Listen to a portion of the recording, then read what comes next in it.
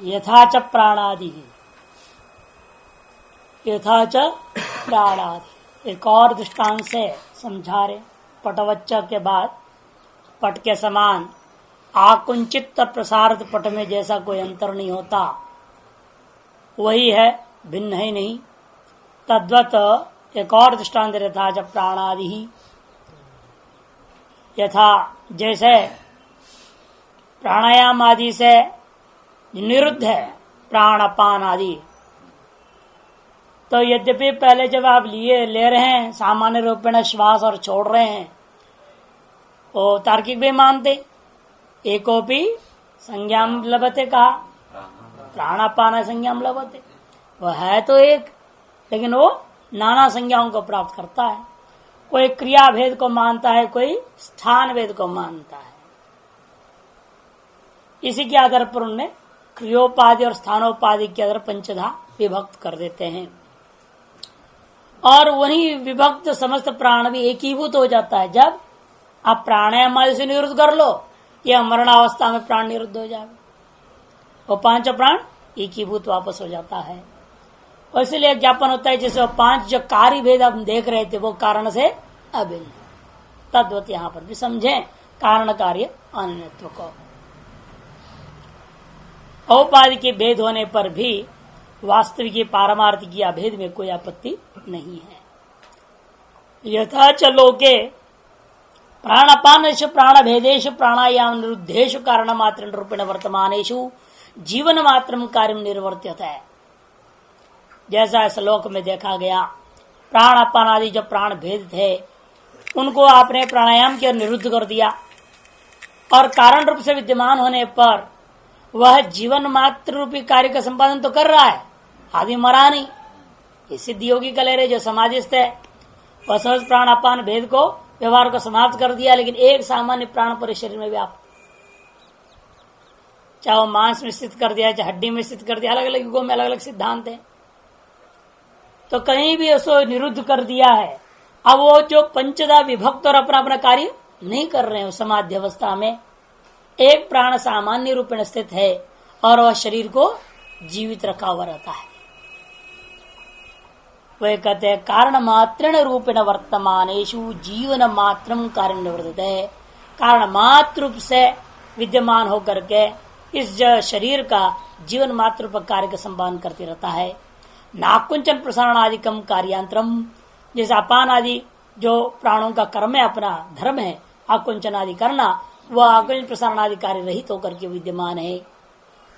तेषु एव प्राण भेदेशो पुनः प्रवृत्तेशो, और उन प्राण भेदों का पुनः प्रवृत्त होने पर जीवनात् अधिकम, जीवन की अपेक्षा से कुछ अधिक कर्म आप देख रहे हैं क्या? आकुंचन प्रसारण आदिकम अभी कार्यांतर निर्वर्तित है, आकुंचन प्रसारण आदि कार्यांतर भी इन प्राणों से होता हुआ देखने को मिलता है।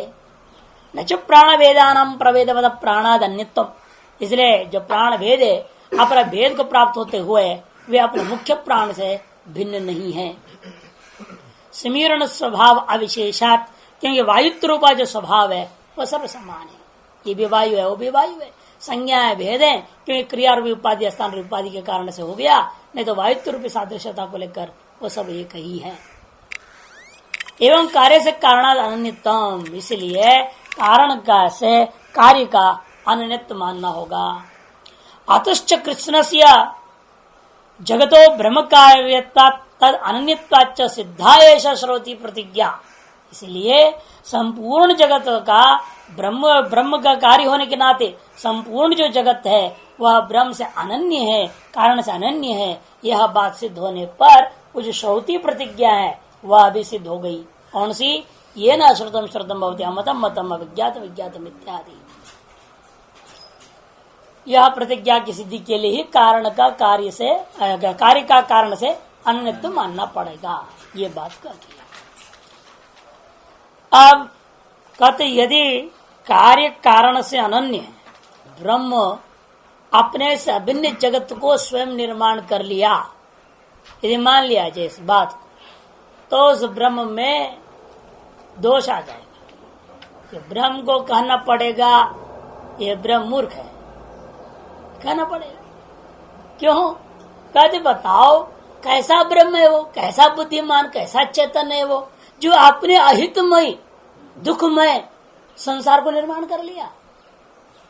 ये तुम अपने लिए कोई चीज निर्माण कर लेते हो, क्या अपने दुख का जाल बिछा लेते हो क्या?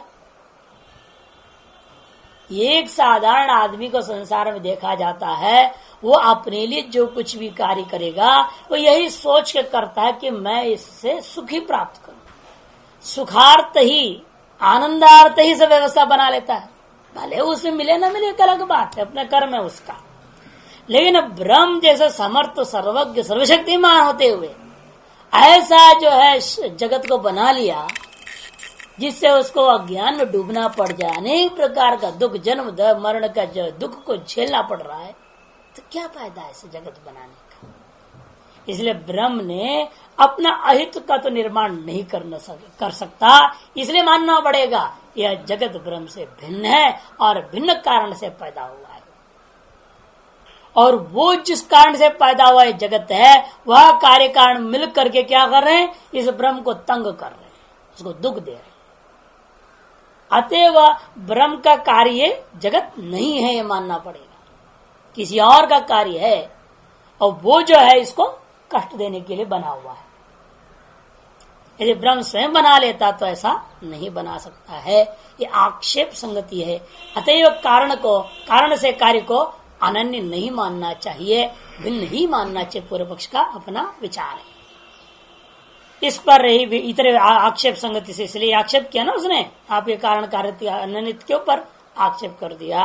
वो आक्षेप संगति से अगला अधिकरण आरंभ होता है, इतर व्यपदेशाधिकरण। इस अधिकरण का अधिकरण सारे इस प्रकार से, हित क्रियादिश्यान्नो वा जीवावेदम प्रवश्यत जीवाहित क्रिया स्वार्था स्यादेशा नहीं युज्यते अवस्तु जीव संसार तेन नास्ति मम क्षति इति पश्यति ईशस्य न हिता हित भाग्यता। कहते हैं कि जीव अहित हित अक्रियादि स्यात् नोवा,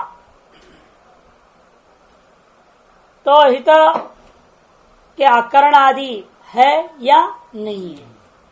पूर्व पक्ष है, आपने कहा जीव से अभेद है, इसको देखता हुआ जीव हित क्रिया उसने अपने स्वार्थ के लिए अवश्य करना उचित नहीं होता, अतएव ब्रह्म के कार्य नहीं।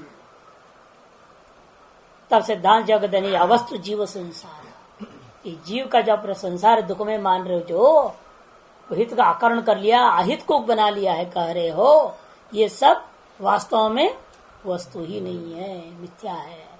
अवस्तु, अवस्तु माने मिथ्या, क्या? जीव संसार तेना नास्ति मम क्षति, इसलिए हमारे वेदांत सिद्धांत में कोई क्षति नहीं हो सकता।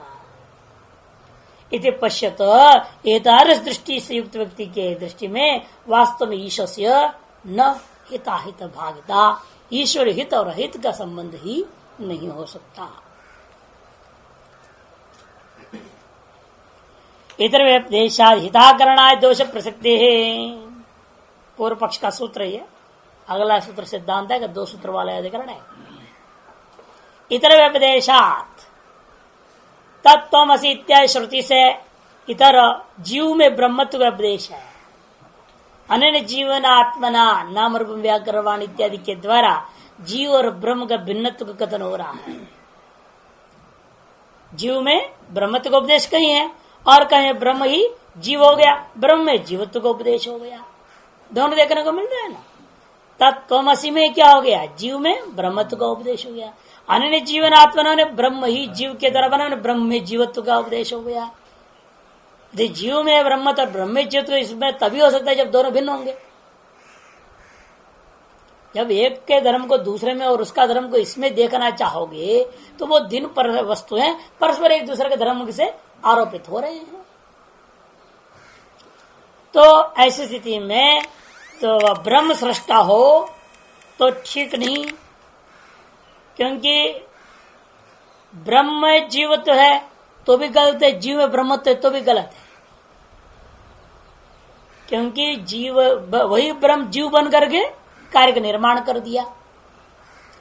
इसे तो ब्रह्म सृष्टा है ना, ब्रह्म ही सृष्टा है और उससे अभिन्न जीव को भी आपको सृष्टा मानना पड़ेगा। उससे अभिन्न है ना, अबे अतएव जीव भी सृष्टा हुआ। जब जीव ब्रह्म अभिन्न जीव इस जगत का सृष्टा है तो ब्रह्म अभिन्न जीव क्यों अपने लिए इतना हित के अकरण कर लिया? जो हित के खिलाफ चला, अपने हित के विरुद्ध में कार्यों को क्यों निर्माण किया? ब्रह्म को अपने अहितभूता जगत का निर्माण नहीं करना चाहिए। ब्रह्म को अपने अहितात्मक जो है दुख आदियों को उत्पन्न नहीं करना चाहिए था। जरा मरण आदि अनेक प्रकार के दुखों को, अनर्थों को इसने निर्माण कर लिया। अतएव कारण में दोष आ जाता है, हित अकरणत्व दोष, माने अहित करणत्व समझना। हित को न करना का मतलब क्या? अहित को कर लेना। हित को आप नहीं कर रहे हैं, अपना हित को आप नहीं करेंगे, इसका मतलब क्या? आपने अपना अहित कर लिया। ये दोष आ गया ब्रह्म में। हित अकरण आदि दोष प्रसक्ति ही आदि से और भी अनेक को दोष देना चाहेगा। यदि आपने ही बनाया है, सारा चीज अपना ही बना हुआ है, तो एक को ऊंचा एक को नीचा क्यों बना? एक को ब्राह्मण को क्षत्रिय चौवई को शूद्र क्यों बन गया? सब एक रूप का बना लेता। जिसके लिए आज लड़ाई चल रही, इक्वल राइट्स, सबको समान अधिकार होनी चाहिए, सब समान बराबर, हर चीज में बराबर होना चाहिए है? ये विषमता क्यों बना लिया? ये सब अनेक दोष आएगा। भाष्य देखिए, अन्यथा पुनः चेतन कारणवाद आक्षेपित है। दूसरी प्रकार से, अन्यथा माने दूसरी प्रकार से पुनः ये चेतन कारणवाद पर पूर्व पक्षी आक्षेप करता है। चेतनादि जगत प्रक्रियायाम आश्रयमाणायाम हित करणादि दोषा प्रसज्जन्ते। चेतन से ही इस जगत की उत्पत्ति आदि प्रक्रिया को आप आश्रय करोगे तो हित अकरण आदि अनेकों दोष यहाँ पर उत्पन्न हो जाएंगे। कुतः इतर व्यपदेशा, कि इतर का व्यपदेश हो रखा है। इतर से मैंने शारीर से ब्रह्मात्मत्व व्यपदिशति श्रुति ही, शारीर को ब्रह्म दृष्टिया कथन कर दिया, अर्थात शारीर के अंदर ब्रह्मत्व का कथन किया श्रुति। कहा? स आत्मा तत्व श्वेत केतो प्रतिबोधनात्, स आत्मा तत्व श्वेत कर जीव के अंदर ब्रह्मत्व का उपदेश दिया श्रुति ने। यद्वा इतर से च ब्रह्मण, इतर उपदेश की दो प्रकार के ना, इतरस्य मैंने शारीरस्य ले लिया, अतो इतर से मैंने ब्रह्मण व्यपदेशात। क्यों? ब्रह्म का अंदर क्या उपदेश हुआ? शारीरात्मत्व का उपदेश हुआ। इतरस्य च ब्रह्मण शारीरात्मत्व व्यपदेशति। अतः दूसरे पक्ष में इतर शब्द लेंगे ब्रह्म को, और उसके अंदर क्या है? शारीरात्मत्व जीवात्मत्व का उपदेश हुआ। पहले लिया शारीरस्य, इतर से मैंने शारीरस्य जीवस्य, उसमें ब्रह्मात्मत्व का उपदेश था तत्वमसी में। और विपरीत इतर से मने यदि लोग ब्रह्म तो भी कोई आपत्ति नहीं, उस ब्रह्म के अंदर जीवत्व का उपदेश है श्रुति में। तसृष्ट्वा तदेव अनुप्राविशत इति सृष्टुरेव अविकृत से ब्रह्मण कार्यानुप्रवेश शारीरात्मत्व प्रदर्शनात्। जो अविकृत ब्रह्म ही सृष्टा जो था, अविकृत ब्रह्म वही कार्य में अनुप्रवेश कर गया। इस कथन के द्वारा उस ब्रह्म में जीवत्व का उपदेश दिया है। और चांद में स्पष्ट यानी न जीवन आत्मा अनुप्रविश्य नाम रूपे व्याकरवाणी च परा देवता जीवम जीवम आत्म शब्देन व्यपदिशन्ति। जो इस प्रकार पर देवता जो है जीव का ही आत्म शब्द से उपदेश किया हुआ है। न ब्रह्मणो भिन्न शारीर दर्शित, ऐसा उपदेश करती हुई व्यपदिशन्ति श्रुति ही, स्त्रीलिंग है ना, क्षत्रिय प्रत्यांत है। हाँ, ऐसा उपदेश करती हुई जो श्रुति है वो क्या बताना चाह रही है? कहते न ब्रह्मण भिन्न शारीर दर्शेती, ब्रह्म से भिन्न कोई जीवात्मा नाम का चीज नहीं है, ये बात दर्शा रही है। तस्मात् ब्रह्मण सृष्टित्वम तत्शारीरस्य एव इति। इसलिए ब्रह्म में जो सृष्टित्व है वो जीव में ही सृष्टित्व है, मान लो, कोई आपत्ति नहीं। क्योंकि ब्रह्म और जीव अभिन्न है, परस्पर एक दूसरे का उपदेश करने से यद्यपि भिन्नत्वेन शब्दावली प्रयोग मात्र हो रहा है, भिन्नत्वेन ये ब्रह्म ये जीव ऐसे भेद पूर्वक शब्दतः कथन मात्र ही है, अर्थतः यहाँ अभेद ही विवक्षित है। नहीं तो घट का धर्म घटत्व पट में और पट का धर्म पटत्व घट में आएगा क्या? जहाँ दो अभिन्न वस्तु होता, भिन्न अत्यंत भिन्न वस्तु जो होगा तो वहां उन दो वस्तुओं का धर्म आपस में एक दूसरे में नहीं हो सकता। अभिन्न वस्तु में हो सकता है, ये भी घट है ये भी घट है, दोनों घट है और दोनों घटत्व में ना अभिन्न है। आज इस घट में घटत्व उस घट में है और उस घट में घटत्व इस घट में भी आ जाएगा। घटत्व के एक दूसरे में आरोपण में कोई आपत्ति नहीं है, क्योंकि वो दोनों घटत्व दृष्टिया अभिन्न ही है। तो ब्रह्म भी अपना स्वरूप दृष्टिया चेतन दृष्टिया दोनों अभिन्न ही है। अतः ब्रह्म में जीवत्व, जीव में ब्रह्मत्व कथन करने में कोई आपत्ति नहीं है। यद्यपि हम लोग सावयव दृष्टान्तों को कहते हैं, ये तो निरवय होने के नाते अत्यंत अभिन्न। दो घटों के साथ दृष्टान्त हम भले ले लेते हैं, सावयव दृष्टान्त होता है, लेकिन यहाँ पर वहां पर भी घटत दृष्टि फिर भी दोनों अभिन्न हो जाते हैं, स्वरूप दृष्टिया अभिन्न नहीं होते। लेकिन यहाँ उल्टा स्वरूप दृष्टिया ही अभिन्न हो जाते हैं। धर्म दृष्टिया चेतनत्व दृष्टिया तो है ही है, और स्वरूप दृष्टिया भी अभिन्न हो जाते हैं, क्योंकि ये निरवय है। इसलिए कहते हैं कि भाई ब्रह्मण सृष्टित्व तक शारीर, इसलिए ब्रह्म में जो सृष्टित्व है वो वास्तव में कहना पड़ेगा, जीव में ही सृष्टित्व मानना पड़ेगा। अतः स स्वतंत्र कर्ता सन हितमेवात्मन सौमनस्करम कुर्यात् न हितम जन्म मरण जरा रोगाद्यनेक अनर्थ जालम। अतः वह जो ब्रह्म रूपा सृष्टा या जीव रूपा जो सृष्टा है वह स्वतंत्र कर्ता, कार्य करने में अपने जगत को निर्माण करने में वो स्वतंत्र है। जब स्वतंत्र है वो अपने हित का ही तो निर्माण करना चाहिए। आत्मन हितमेव आत्मन सौमनस्करमेव कुर्यात्, अपने हित कर वस्तु को निर्माण करना चाहिए, अपने मन को आनंद प्रदान करने वाले वस्तुओं का निर्माण करना चाहिए। न अहितम, अहित क्या? जन्म मरण जरा रोग आदि अनेक अनर्थ जालम न कुर्यात्, अनेक अनर्थ जालों का निर्माण उसे नहीं करना चाहिए। नहीं कश्चित अपरतंत्र बंधनागारम आत्मनिकत्व प्रविशति, और ऐसा कोई संसार में देखाने को नहीं मिलेगा दृष्टांत जो अपरतंत्र हो और स्वयं ही बंधनागार में प्रवेश कर जाए और अपने आप को जेल में डाल ले, ऐसा तो कभी देखने को नहीं मिला। नहीं कश्चित अपरतंत्र बंधनागारम आत्मनकृत्वा अनुप्रविशति, स्वयं के लिए एक बंधनागार बना लेगा और स्वयं उस बंधनागार में प्रवेश करके बैठ जावे, ऐसा तो कहीं देखने को नहीं मिला। नच स्वयं अत्यंत निर्मल सन अत्यंत मलिनम देहम आत्मोपयात, एक और दोष, जो स्वयं अत्यंत निर्मल होता हुआ और स्वनिर्मित जान रहा है ये जो शरीर मेरा द्वारा निर्मित है वो अत्यंत मलिन है, और उसे कैसे प्रवेश कर जाएगा वो? है? ऐसा हो नहीं सकता है। अभी प्रवेश करना भी पड़ जाए तो पहले इसकी सफाई तो कर लेता है ना। मान लो आप ही का निर्माण किया हुआ शौचालय वगैरह होता है, लेकिन वहां अनेक लोग आते जाते गंदा कर जाते, तो क्या करना पड़ेगा? आप उसको सफाई कर लेते कि नहीं कर लेते?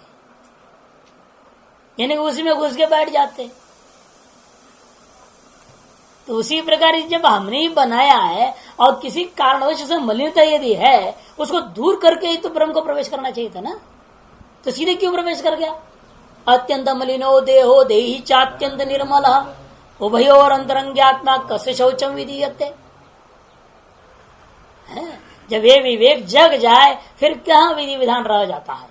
लेकिन वो विवेक जब तक नहीं जगा तब तक ये समस्या तो खड़ी है, अत्यंत मलिन शरीर में यह निर्मल आत्मा कैसे प्रवेश कर गया, क्यों किया? ये दूसरा दोष है। कृतम अपि कथंचित यद दुख कर्म तद इच्छा जहियात, मान लो किसी प्रकार किसी मजबूरी में घुसना पड़ गया और सफाई करने को टाइम नहीं, इतना तेज लगा रखा है, लघु शंका क्या करे? सफाई करके बाद लोग छोड़ने के लिए समय नहीं है, इतने तेज शौच लग गया, क्या करे? ऐसे करके बैठना पड़ा, बाद में सफाई करते रहेंगे। कथनचित किसी मजबूरी से आपको मान लो इस मलिन शरीर में प्रवेश करना पड़ जाए तो प्रवेश कर गए, कोई आपत्ति नहीं। लेकिन करने के बाद तो कम से कम आप अपनी इच्छा से जो दुख कर पदार्थ थे उनको तो अलग कर सकते थे। बैठना पड़ जाए तो मच्छर को दूर करते रहते कि नहीं करते हो? तो वैसे क्यों आप अपने दुखों को क्यों नहीं दूर करने लेना चाह रहे हैं? दुख कर्म जहिया देव, सुख करंच उपादित, सुख कर का उपादान करते ही हैं। समरेच्च मयेदम जगत बिंबम विचित्रम विरचितम इति। और कम से कम ये तो स्मृति भी होना चाहिए था उसको, मैंने निर्माण किया था और मेरे द्वारा ये जगदात्मक जो चीज विचित्र बिंब को मैंने दृश्य को रचना किया हूं, ऐसा उसको स्मरण तो कम से कम होना चाहिए। वो भी नहीं, स्मरण भी तक नहीं हो रहा। अच्छा, सर्वो ही लोक स्पष्टम कार्यं कृत्वा स्मरति। क्योंकि हमने दुनिया में आज भी देखते महान अज्ञानी है, मूढ़ है, लेकिन वो भी जानता है मैंने अमुक कर्म किया है, अमुक कार्य किया है, और स्मरण करता है मेरे द्वारा यह कर्म किया गया था, मया इदं कृतम इति। और ये ब्रह्म सर्वज्ञ बोल रहे हो उसको, वो विस्मृति को पा गया, ऐसे कैसे होगा? एक अल्पज्ञ अज्ञानी जीव भी अपना किया हुआ कार्य को भूलता नहीं, स्मरण रखता है, और ये सर्वज्ञ होकर भूल जाए, ये तो बिल्कुल ही अनुचित बात है। यथाच माया भी स्वयं प्रसारिताम मायाम इच्छया अनायास नहीं वो उपसंहरति। एक और बात है, अब बार मायावी की दृष्टांत देते हो ना, अब वही माया की दृष्टांत पकड़ता है पूर्व पक्षी। इच्छापूर्वक उसने प्रसारण किया, और इच्छापूर्वक प्रसारण किए वस्तुओं को इच्छापूर्वक उपसंहार भी कर लेता है वो। लेकिन ब्रह्म आदि जीव जो ब्रह्म ही है वही जीव है, जीव ही ब्रह्म है, जो वो क्यों नहीं कर पा रहा है? इतना वेदांत पढ़ रहा है और अनेक जन्म सिद्ध बोल दिया, मतलब अनेक जन्म लगाना पड़ रहा है उसको अपने किए हुए को समेटने के लिए, इतनी प्रयास। और क्या बुद्धि को तीक्ष्ण करो, है ना, दृश्यत्व अग्रया बुद्धिया, उसको तेज धार पर फिट करना पड़ेगा, बोलता है। इतना सब क्यों करना? इतनी लंबी क्यों में लगे रहो? कब पता नहीं बनेंगे श्रोत्र ब्रह्मनिष्ठ? नहीं, क्या है ये तो कह भाई अनायास, जब मायावी को तो समय लगता नहीं है, वो एक क्षण भर में सारा साफ कर देता है, मिटा लेता है, और आप क्यों नहीं कर पा रहे हैं? यदि आप ब्रह्म हैं तो आपको कर लेना चाहिए, अपने की भी संसार को क्षण भर में मिटा लीजिए। पूर्व पक्षी बहुत सुंदर है। मायावी च स्वयमेव प्रसारिता माया मिच्छया अनायासेन उपसंहरति एवं शारीरोपि इमाम सृष्टि उपसंहरेत। उसी प्रकार से शारीरिक ब्रह्म भी अपना ये निर्माण किया वह स्वयं के तरह जो प्रसारित सृष्टि को उपसंहार कर लेना चाहिए। स्वपितावत शरीरम शारीर न शक्नोति अनायास उपसंवर्तम। बाकी तो छोड़ो, आत्महत्या कर लेना चाहते, शरीर की भी हत्या करना चाहेगा तो भी बड़ा आसान नहीं है, बहुत कठिन है। जाएगा गंगा जी कूदने के लिए, अरे गंगा जब से गर्म होगी तब मैं कूदूंगा, न गर्म होगी न कूदेगा वो ठंडी है ना, आसान थोड़ी है। शरीर को जो इस शरीर को मार डालना भी बड़ा कठिन है, इतना मोह ममता इसके अंदर है, इसको अनायास कोई मार नहीं सकता है। स्वम अपितावत शरीरम, अपनी शरीर को, सारे जगत को मिटाना तो दूर की बात है, अपने एक क्षुद्र शरीर को भी ये जो शारीर है, जीवात्मा ब्रह्म है, वह अनायास ही उपसंहर्तुम न शक्नोति, अनायास इसको उपसंहार नहीं कर पाता। अरे मिटाना तो दूर की बात, इसको सुलाना भी संभव नहीं। इसको दवाएं खा लेता है, पता नहीं क्या क्या करता है। सोने के लिए कितनी लफड़ा, सारी लाइटें बंद करो, गद्दा होनी चाहिए, रजाई होना चाहिए, कंबल चादर सब होना चाहिए, पंखा हो, मच्छर न काटे, इतनी झंझट निर्माण क्यों कर रहा है? क्या जरूरत है? सीधे यहां अपना संकल्प किया, सारा जगत को पैदा कर दिया, और संकल्प से सो नहीं सकता। दुनिया और लफड़े की जरूरत है, और वो सब भी जब विफल होता है फिर दवा दारू की जरूरत है? तो इतने दुर्बल कैसा हो गया, इतने जो है मिथ्या संकल्प वाला कैसा हो गया? जो सत्य संकल्प था अब असत्य संकल्प हो गया, जो सर्वज्ञ था वो असर्वज्ञ हो गया, अल्पज्ञ हो गया है। सर्व स्मरण करने के सामर्थ्य वाला अब महान विस्मृतिमान पुरुष हो गया। ऐसा क्यों? ये सारा दोष है, इसलिए मानना पड़ेगा ब्रह्म ने जगत को पैदा ही नहीं किया। यदि ब्रह्म किया होता तो समेट भी लेता। अतः ब्रह्म से जगत उत्पन्न नहीं हुआ। एक किसी अन्य से पैदा हो रखा है, जिससे पैदा हो रखा है वो उसको समझ ले। ब्रह्म जिसलिए वो ये सब काम नहीं कर पा रहा है, अपने अहित को निवारण नहीं कर पा रहा है, अहित का निर्माण की ही सबसे बड़ी गलती। कर भी दिया तो प्रवेश नहीं करना चाहता, प्रवेश भी कर दिया तो दुख दूर करना चाहता, वो भी नहीं कर सकता, उसको मिटा ही देता, वो भी नहीं कर पा रहा। इसका मतलब है कि यह ब्रह्म से जगत पैदा नहीं हुआ। ये पूर्व पक्षी ने अपना पास स्थापित किया। अधिकंतु भेद निर्देशात, अधिकंतु भेद निर्देशात सिद्धांत सूत्र है। तू माने किंतु, पूर्व पक्ष का व्यावर्तन करने के लिए तू शब्द का प्रयोग किया। भेद निर्देशात अधिकम अपेक्षित है। अधिकम जीव से भिन्न सर्वज्ञ ईश्वर अलग है, ये अधिक में अपेक्षा करनी ही पड़ेगी। यावत काल पर्यंत इस जीव को अपने संसार अनुभव पूर्वक दुख अनुभव हो रहा है, तावत काल पर्यंत जीव से भिन्न ईश्वर नाम को वस्तु को मानना ही है, अभिन्न नहीं मानना है। अभिन्न मोक्ष काल में पारमार्थिक दृष्टि अभिन्न, लेकिन जिस व्यावहारिक धरातल पर बंधन दुख आदि का भोग रहा है, उस व्यावहारिक धरातल पे, इस व्यावहारिक दृष्टिकोण पर जीव और ईश्वर भिन्न है। भेद मानना पड़ेगा। भेद निर्देशात, और भेद का निर्देश श्रुतियों ने किया भी है, इसलिए ही किया है, ये बताने के लिए।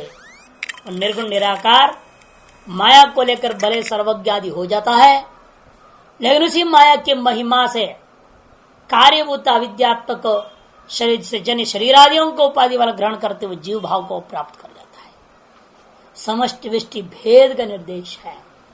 इस भेद निर्देशात मानना पड़ेगा। अधिकं किंचित वर्तते, तू शब्द पक्षम व्यावर्तयति, तू शब्द पक्ष में पूर्व पक्ष को व्यावर्तन करने के लिए है। यत् सर्वज्ञम सर्वशक्ति ब्रह्मा, जो सर्वज्ञ सर्वशक्ति ब्रह्म है, यद्यपि वह नित्य शुद्ध बुद्ध मुक्त स्वभाव वाला है, लेकिन वह शारीरात अधिकम अन्यत, वह शारीर से अधिक है, माने शारीर से भिन्न है, बड़ा है, महान है, ज्येष्ठ है, श्रेष्ठ है, सब है, उसको प्रथम जीव बोलते हैं। जो नित्य शुद्ध बुद्ध मुक्त स्वभाव वाला है वही सर्वज्ञ सर्वशक्तिमान है, लेकिन वह सर्वज्ञ सर्वशक्तिमान भी उस शारीर जीव से भिन्न है। नित्य शुद्ध बुद्ध मुक्त स्वभाव दृष्टिया अभिन्न है, लेकिन सर्वज्ञत्व आदि से उपाधि वाला जो ईश्वर है, तादृश जो ब्रह्म है, वह अल्पज्ञादि गुण विशिष्ट जो जीवात्मक ब्रह्म से भिन्न है। दो भिन्न ब्रह्म, एक ईश्वर ब्रह्म, एक जीव ब्रह्म, दो ब्रह्म है। न तस्में हितकरण आदि दोष नहीं, छूट गया। तद वयम जगत सृष्टि ब्रूमा, और उसको जो जीव से भिन्न सर्वशक्तिमान इत्यादि गुणों वाला सर्वेश्वर सर्वाधिपति सर्वपाल भूतपाल लोकपाल इत्यादि शब्दों में जो श्वेता श्रुतादियों में कहा गया है, जो वो उसी को हम जगत सृष्टा मानते हैं, इस जीव को नहीं। तो ठीक है, मान जीव से भिन्न ईश्वर है, और ईश्वर ने जगत को निर्माण किया तो जीवों के लिए निर्माण किया ना, है, अपने लिए तो नहीं किया। ठीक है, वो भी मान लेता हूं, ईश्वर ने अपने लिए जगत का निर्माण नहीं किया। चाहे जिस किसी के लिए भी बनाया है, तो क्या उनके लिए दुख क्यों बनाया? तब भी गलत है, उसमें हिताकरण आदि सारा दोष उस ईश्वर में आएगा। अरे जैसे आप अपने लिए भोजन नहीं बनाओगे, दूसरों के लिए भोजन बनाओगे, तो इसमें जहर डाल दोगे, हैं? कोई बात है? अरे भाई, तुम अपने लिए नहीं बना रहे हो, दूसरे के लिए बना रहे हो, इसका मतलब ये नहीं कि आप उसे जहर डाल करके बना के उसको खिला दो, उसको मार डालोगे। ऐसा आम आदमी भी नहीं करता है। तो ईश्वर अगर ऐसा कैसे काम कर दिया, जो जीव के लिए जगत बनाया और जगत में सब दुख भर दिया। दुख ही है और सुख है कहां? वहां सुख नाम की चीज ही नहीं, सुखाभास है। वहां पर दुखमय जगत का निर्माण क्यों किया? दूसरे के लिए बना पाता। कम से कम दूसरे का हित ही तो सोचना चाहिए। वही भगवान कह रहा, वही श्रुति कहती है, मां समाचरित कहा ना, आत्मन प्रतिकूलानि परेशान मां समाचरित। जब तुम अपने अहित कभी तुम सोच नहीं सकते तो दूसरे का हित क्यों बनाया आपने? तो ईश्वर को इसलिए यदि जीव से भी ईश्वर है और वह ईश्वर चरित्र का सृष्टा है मानोगे तो भी उसमें दोष आएगा, हिताकरण आदि। तब सिद्धांत कहता है न तस्मिन् हिताकरण आदि दोषाः प्रसज्जन्ते। उस ईश्वर में हित अकरणादि दोष, एक भी दोष उसमें नहीं आ सकता। क्यों? नहीं तस्य हितं किंचित कर्तव्यम अस्ति अहितं व परिहर्तव्यम नित्य मुक्त स्वभावत्वात्। क्योंकि उस ईश्वर का अपना न हित कुछ कर्तव्य है न हित कुछ परिहर्तव्य, हिताहित से परे है। इसलिए शिव जी का श्लोक में आता ना, कौन सा श्लोक में? हिताहित सम स्वस्थो हर पातु वह, कई बार सुनाया हुआ है? क्या था उसका श्लोक का अर्थ?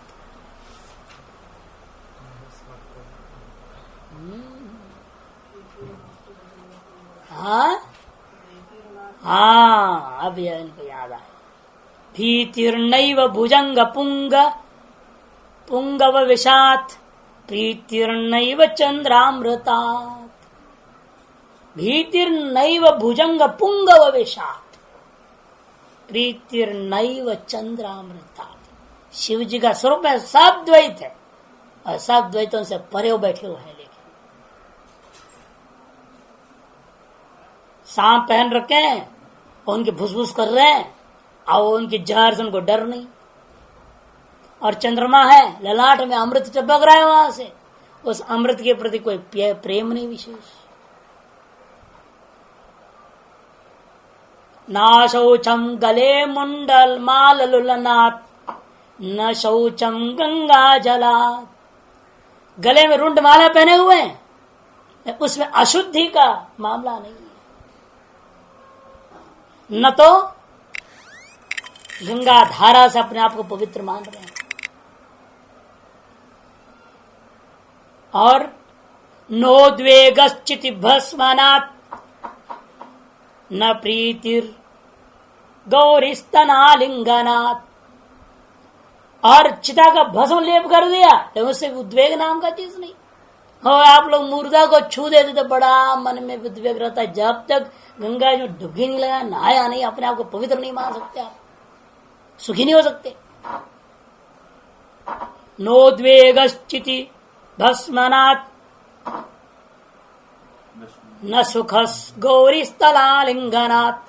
और सुख भी नहीं गौरी के स्तनालिंगन करने से। ऐसे शिव जी को बोल रहे हैं वो, जो इस प्रकार का परमात्मा हिताहित सम स्वस्थो हर पातो वह, हित और अहित में समदृष्टि रख रहे हैं। स्वरूप में स्थित स्वस्थ स्वस्मिन्नेव तिष्ठति स्वस्थ, स्वस्वरूप में स्थित होकर के रहने वाले वो परमात्मा, वह मन अस्माकम पातो, वह आत्मा वह ब्रह्म हमारा स्वरूप, हमारी रक्षा करे, अतः हमें अपने स्वरूप वापस प्रतिष्ठित करें। ये विलक्षण श्लोक कई बार इस पर विचार हो चुकी है विस्तार रूप में। तो इसलिए कहते हैं कि देखो, वास्तव इस भगवान का न तो कुछ हित कर्तव्य है न अहित परिहर्तव्य, और सभी को अपने आप में परिकल्पना करते हुए उससे भिन्न है। इसलिए कहते नित्य मुक्त स्वभाव। क्यों न ऐसा है? क्यों ऐसा है? तो हेतु दे दिया, क्योंकि वह नित्य मुक्त स्वभाव वाले। वह ईश्वर जो सर्वज्ञ है, मायावचिन्ह जो है, वह अपने स्वरूप को जानता है। उसके अंदर अज्ञान नहीं है, उसके अंदर विस्मृति नहीं है। अज्ञान विस्मृति ये सारी चीजें तो यहां हुई, उस सर्वज्ञ ईश्वर में विस्मृति नहीं है। माया को लेकर खेल खेल रहा है और सब जानता है मैं क्या कर रहा हूं, क्या खेल रहा हूं, सब कुछ। यह बात ही तो दर्शाने के लिए भागवत में बाल काल से ही उन्होंने लीलाएं शुरू कर दी। कि बच्चे का शरीर में रहते हुए 3 महीना का शरीर में वह शरीर उनके लिए बंधक नहीं, बाधक नहीं हुआ। पूतना को मार डाले, कितने छोटे उम्र से दिखाया अनेक प्रकार की लीलाएं। 9वें दिन से लेकर के मानते हैं लीलाएं शुरू हुई। वो दिखा रहे हैं कि वह हिताहित उन्हें तो मतलब है नहीं, और कोई चीज उपाधि उनके अपने सामर्थ्य का प्रतिबंधक भी नहीं। ये ईश्वर के ईश्वरत्व हम लोगों के अंदर वो नहीं ना। ये उपाधि बहुत बड़ा प्रतिबंधक बना हुआ है। उस उपाधि के सामर्थ्य अधीन होकर कार्य करते हैं, और ईश्वर उपाधि के सामर्थ्य से परे है, उपाध्यधीन नहीं है। इसलिए सर्वज्ञ सर्वशक्तिमान कह दिया गया है। वो सब कुछ कर सकता है, उसमें विस्मृति आदि कुछ भी नहीं है। इसलिए वो नित्य मुक्त स्वभाव वाला है। न च तस्य ज्ञान प्रतिबंध शक्ति प्रतिबंधो वा क्वचिदप्यस्ति। उस ईश्वर का अपने ज्ञान का प्रतिबंधक कोई नहीं है, न तो उसके शक्ति का कोई प्रतिबंधक है। कहीं भी नहीं, किसी भी देश, किसी भी काल में, किसी भी अवस्था में नहीं हो सकता। इसलिए क्वचिदपि नास्ति सर्वज्ञत्वात् सर्वशक्तित्वाच्च। वह सर्वज्ञ है, सर्वशक्तिमान है। शारीरस्थो अनेवं विदः, और जो शारीर है वो एवं विध नहीं है, अर्थात ये सर्वज्ञ नहीं है, सर्वशक्तिमान नहीं है, अपना नित्य मुक्त स्वभाव को जानने वाला वो नहीं है। तस्मिन् प्रसज्जन्ति हितकरणादयो दोषाः न तो तम वयम जगत सृष्टारं ब्रूमः। और उस जीवात्मा में जो अपने आप को अल्पज्ञ मान रहा है, जो अपने आप को अल्प शक्तिमान मान रहा है, अपने आप को बंधन वाला मान रहा है, वो उसमें हितकरण आदि दोष आ सकता है। न तो वयम तम जगत सृष्टारं ब्रूमः, लेकिन हम उस अल्पज्ञ जीव को जगत का सृष्टा नहीं कर रहे हैं। तो ये कहां से आपने लिया है भाई? एक अल्पज्ञ जीव और एक जो है सर्वज्ञ ईश्वर, और ये दोनों का वास्तव ब्रह्म, ये कहां से आपने इतना ही कल्पना कर दिया? भेद कहां से लिया है? अरे तत्वमसि अनुसार जब ब्रह्म वही जीव है, अनन्य जीवन के अनुसार वो जीव है वही ब्रह्म है, तो अलग कहां है? तब कहते हैं भेद निर्देशा, वो अलग अवस्था का मामला है, ये अलग अवस्था का मामला है। सब अलग अलग है विषय। आत्मा और द्रष्टव्य श्रोत मंत्र निध्यास्तव्य स्वन्वेष्टव्य सविजिज्ञास्तव्य सदा समितदा संपन्न भवति शारीर आत्मा प्राज्ञना आत्मना अन्वारूढ़ इत्यादि बृहदारण्यक और चांद्रिक की श्रुतियों से स्पष्ट है। ये आत्मा और द्रष्टव्य कह दिया, किसके लिए द्रष्टव्य? द्रष्टव्य आत्मा और उसको दर्शन करने वाला दृष्टि आत्मा अलग होगा ना, भिन्नत्वोपदेश हो ना। दर्शन करना चाहिए, इसका मतलब क्या? जिसका दर्शन करना वो अलग है और दर्शन करने वाला अलग मानना पड़ेगा, तभी तो द्रष्टव्य शब्द प्रयोग होगा बीच में। दृष्टि दृश्य भेद ना हो तो दर्शन द्वारा दर्शन ये दर्श्य जो है द्रष्टव्य व्यवहार हो नहीं सकता, विधि नहीं कर सकते आप। यह विधि ही ज्ञापन करता है जीव और ब्रह्म का भेद। लेकिन पारमार्थिक ही आने वो अलग बात है भेद। यदि पारमार्थिक भेद होता तो फिर अभेद कथन करने श्रुतियां पर जो है बाधित हो जाएगी। इसलिए जो भेद कथन वाले श्रुति है वो औपाधि की भेद को कथन कर रहे हैं, और जो अभेद कथन वाले श्रुति है वो स्वरूप को लेकर पारमार्थिक कथन कर रहे हैं। दोनों भिन्न भिन्न अवस्थाओं का व्याख्या समझनी चाहिए। स्व अन्वेष्टव्य सह विजिज्ञासितव्य, देखो छांदोग्य में वो आत्मा वो ब्रह्म वही अन्वेष्टव्य आप लोगों के द्वारा, और वही जो ब्रह्म आत्मा जो है वो विजिज्ञासित विशेष रूप में जानने योग्य है। ऐसे ब्रह्मा प्रजापति ने प्रतिज्ञा किया था, जिसको कर्ण श्रवण के द्वारा श्रवण कर लिया था कर्णपथ से देवता और असुरों ने। सदा सुमितदा संपन्नो भवति, वही 6ठे अध्याय में हे सौम्य तदा अयं जीव सदा संपन्न, सत्य के साथ एक ही भूत हो गया बोल रहे हैं। दो भिन्न ना होता तो एक ही भूत कैसे होते? वो पहले भेद था, मानना पड़ेगा, भेद तो मानना पड़ेगा। नदी अलग है, समुद्र अलग है, तभी तो नदी समुद्र में जाके एक ही भूत होगा। व्यावहारिक की भेद औपाधि की भेद को माने बिना ऐक्यता का कथन भी असंभव हो जाएगा। शारीर आत्मा प्राज्ञन आत्मनान्वारूढ़। देखो मरण काल में यह जीवात्मा परमात्मा से अधिष्ठित हो जाता है। अधिष्ठित और करता क्या है? शब्द करता हुआ जाता है। आगे वहां पर है प्राज्ञन आत्मा अन्वारूढ़ सन शब्दन्यायात उत्सर्जन्यायात, ऐसा शब्द प्रयोग किया वहां श्रुति में। शब्द करता हुआ वो यहां से निकलता है। उसे दृष्टांत दिया वहां शकट के शब्द के सदृश। जैसे बैलगाड़ी का जो चक्का है वो बजरी के रोड पे, तारकोल वाला रोड में नहीं, केवल बजरी बिछा हुआ हो उस पर वो चलता हो तो बड़ा विलक्षण आवाज होता है।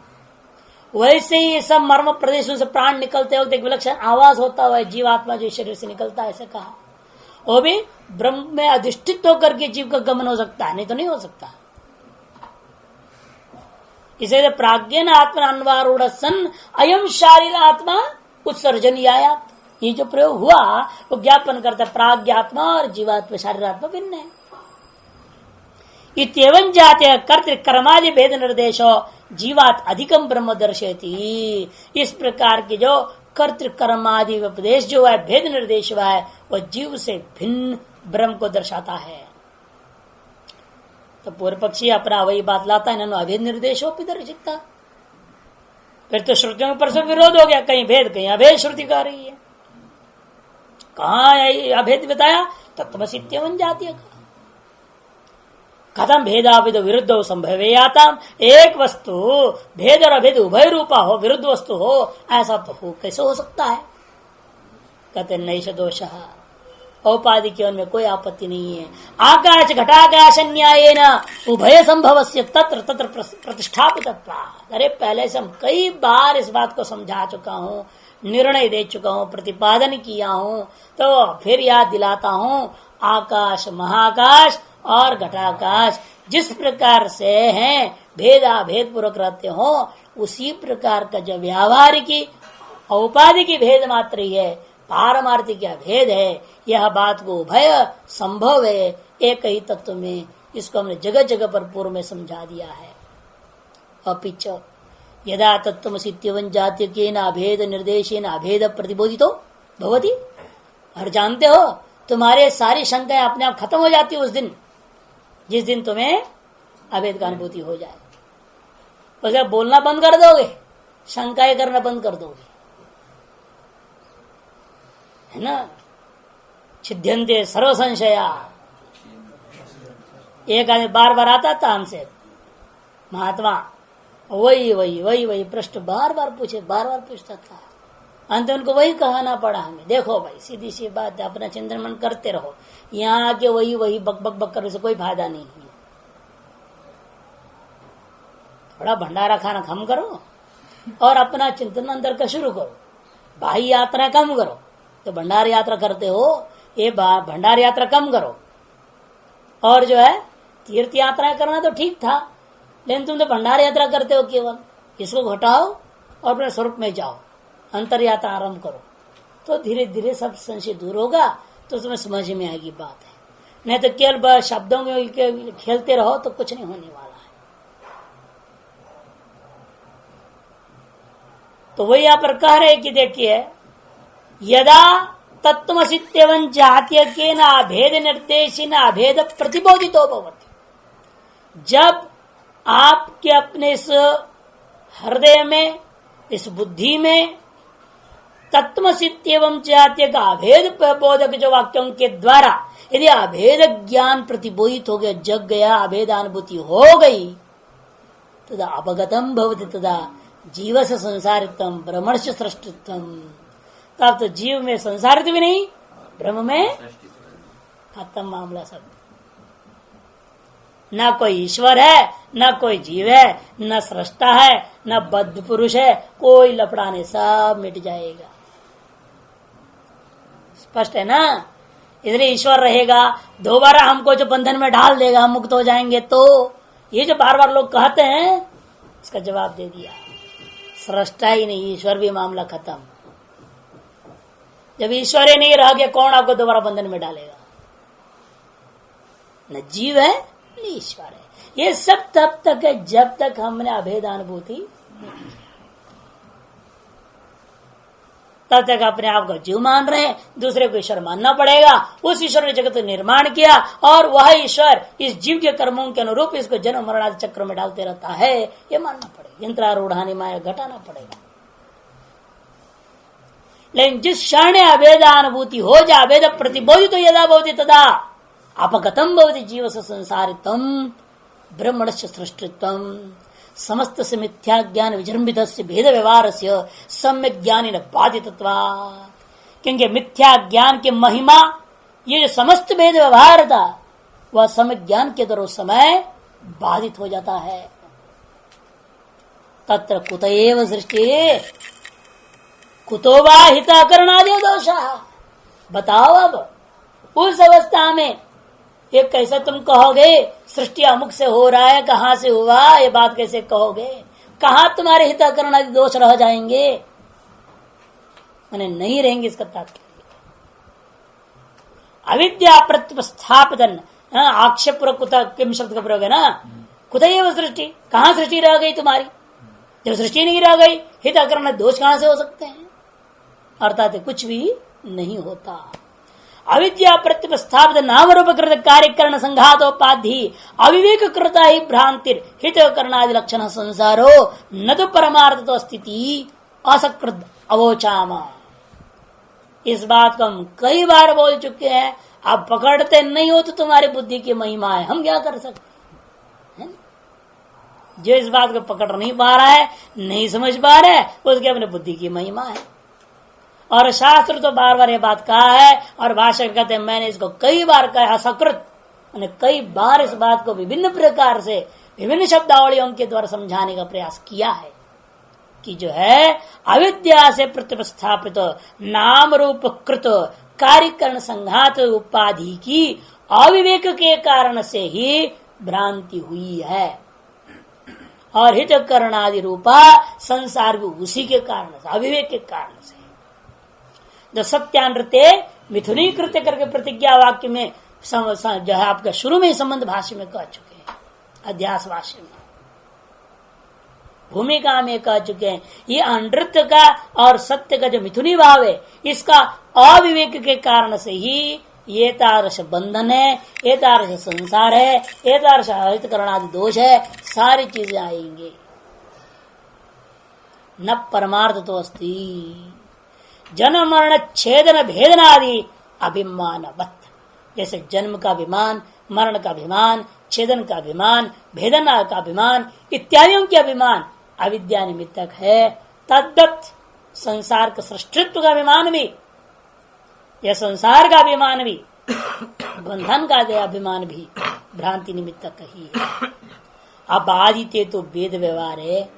जब तक आपका तुमने, किंतु ध्यान रखना, जब तक आपके भेद व्यवहार अभेदानुभूति के तरफ बाधित नहीं हुआ है, अबाधित है तो भेद व्यवहार है, उस समय की बात है। स्वन्वेष्ट आत्मा और द्रष्टव्य सगल द्वैत परक वाक्यों को ले लेना, भेद परक वाक्यों को ले लेना। इत्यवं जाति न भेद निर्देशेन अवगम्यमानं ब्रह्मणो अधिकत्वं हित करणाय दोष प्रसक्तिं च निरुणध्य। इत्यवं जाति केन भेद निर्देशेन, इस प्रकार के भेद निर्देश वाक्यों के द्वारा अवगम्यमानं ब्रह्मणो अधिकत्वं, ब्रह्म में अधिकत्व, जीव से भिन्नत्व का स्पष्ट बोध कराता हुआ श्रुति यह भी बोध कर दे हित अकरणादि दोष प्रसक्तिमपि निरुणध्य। इस जीव में भले हित करणादि है, लेकिन जीव से बिन उस ईश्वर में हित अकरणादि दोष की प्रसक्ति नहीं है। यह भी उन्हीं वाक्यों से स्पष्ट हो रहा है।